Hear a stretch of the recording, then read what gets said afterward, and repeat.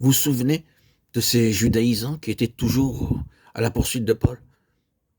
Il n'allait nulle part sans qu'il soit bientôt à ses trousses pour détruire son œuvre, anéantir son ministère, diffamer son nom, brader son apostolat.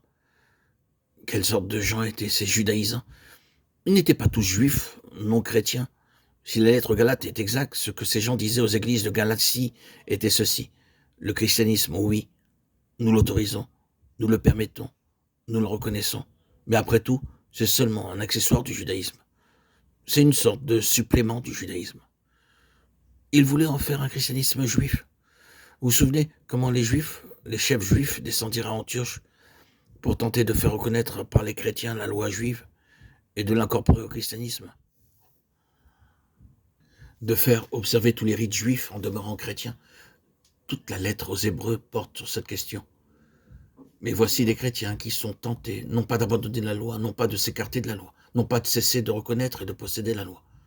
Ce n'est pas du tout là la question, mais d'ajouter le judaïsme, la loi et ses pratiques à leur christianisme, et de combiner les deux.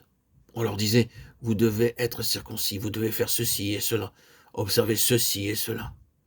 Paul considérait ceci comme le fait de les subvertir touchant la foi. Cela les détournait de Christ. Les hommes qui enseignaient de cette manière étaient de réels ennemis de Paul. Je ne dis pas que c'étaient tous des hommes convertis, mais je dis qu'ils étaient dans quelque mesure associés au Seigneur et cependant qu'ils lui étaient réellement hostiles. C'était un mélange étrange, usant du nom du Seigneur et néanmoins opposé au plein dessein du Seigneur. C'est le genre de chose qui est lié à l'intention ultime du Seigneur. C'est un genre particulier d'opposition. Cela vient, disons-le, en un mot, d'hommes charnels et naturels, des hommes d'influence, très souvent qui sont mus par des intérêts, des considérations d'ordre naturel. Ah oui, ils connaissent le Seigneur. Ils adopteront certaines formes du christianisme. Ils seront très fidèles aux vérités fondamentales touchant Dieu et sa personne, et ainsi de suite. Mais quand il s'agit de cette ultime question, vous les trouvez d'une autre opinion et très souvent hostiles. Ils iront jusqu'à un certain point, mais quand la pleine chose vient en vue, ils n'en veulent pas, et c'est dans ce domaine-là relatif au plein dessein de Dieu que l'antagonisme réel et particulier s'élève.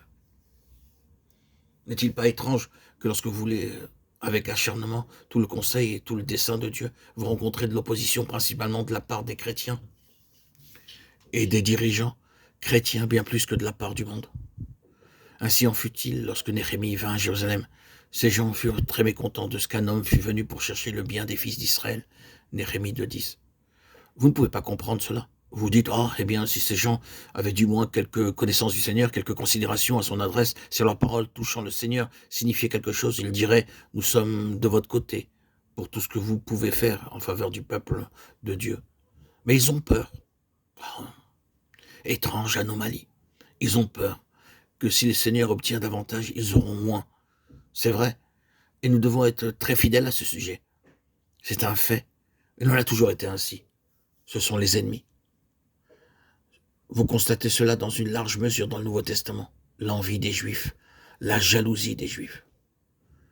Si nous le laissons faire, les Romains viendront détruire et notre ville et notre nation. Jean 11, 48.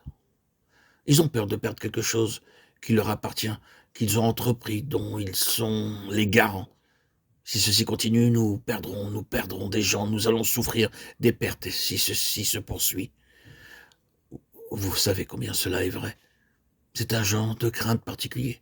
C'est une crainte irraisonnée, crainte qu'ils n'ont jamais eux-mêmes analysée ou prise en considération quant à la raison pour laquelle ils se trouvent dans la crainte. Mais le fait est là. Nous le savons assurément. Nous en savons la raison. Si eux ne le savent pas, il y a un puissant royaume qui, tandis qu'il s'opposera au salut des perdus et essaiera de rendre en tout temps la vie chrétienne difficile, semble être très pernicieux lorsque la plénitude de Christ ou l'entrée de Christ dans son héritage se trouve en vue. Cela semble soulever quelque chose de taille, d'un caractère particulier.